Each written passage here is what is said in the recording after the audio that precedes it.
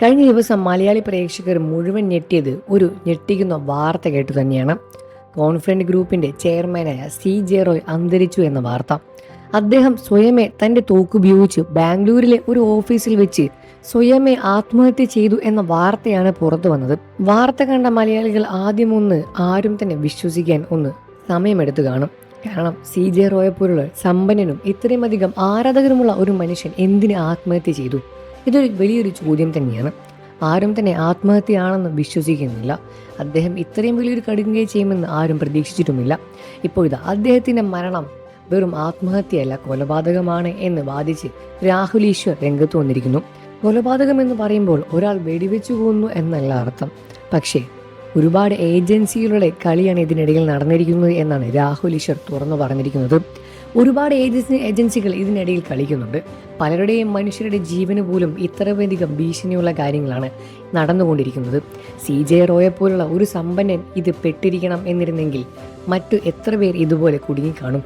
മലയാളികളെ മുഴുവൻ ഞെട്ടിച്ച ഈ ഒരു വാർത്തയിലൂടെ തന്നെ ഇത് വലിയ രൂപത്തിൽ തന്നെ പുറത്തു വരികയാണ്. അദ്ദേഹത്തിൻ്റെ ജീവിതത്തിൽ സംഭവിച്ച കാര്യങ്ങളെല്ലാം തന്നെ മലയാളി പ്രേക്ഷകർക്ക് വളരെയധികം നന്നായി അറിയാൻ സാധിക്കും. അദ്ദേഹം വളരെ നല്ലൊരു മനുഷ്യനാണ് എന്നും അദ്ദേഹം തൻ്റെ കൂടെയുള്ളവരെയോ അല്ലാത്തവരെയോ ഒന്നും തന്നെ ഇന്നേ വരെ കൈവിട്ടിട്ടില്ല.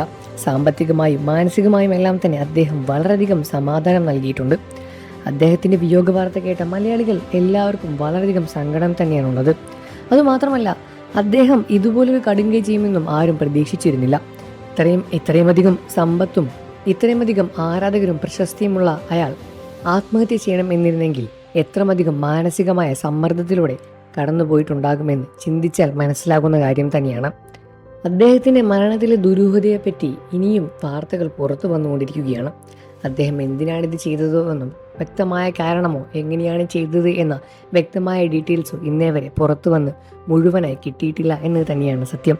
എന്നിരുന്നാലും ആരാധകരും ഒരുപാട് മലയാളികളും ഇതിനിടെ ചോദിച്ചുകൊണ്ടേയിരിക്കുകയാണ് എന്തിന് അദ്ദേഹം ഈ ഒരു കടുങ്കൈ ചെയ്തു എന്നത്. അതിന് ഉത്തരം എന്ന് ലഭിക്കും എന്ന പ്രതീക്ഷയോടെ കാത്തിരിക്കുകയാണ് മലയാളികൾ. നിങ്ങൾക്ക് എന്താണ് തോന്നുന്നത് എന്ന കാര്യം വീഡിയോയ്ക്ക് താഴെ കമൻറ്റ് ചെയ്ത് പറയുക. വാർത്തകളും വിശേഷവും എത്രയും പെട്ടെന്ന് അറിയാൻ നമ്മുടെ വീഡിയോ ഒന്ന് ലൈക്ക് ചെയ്ത് ചാനൽ സബ്സ്ക്രൈബ് ചെയ്ത് സപ്പോർട്ട് ചെയ്യണം ഫ്രണ്ട്സ്.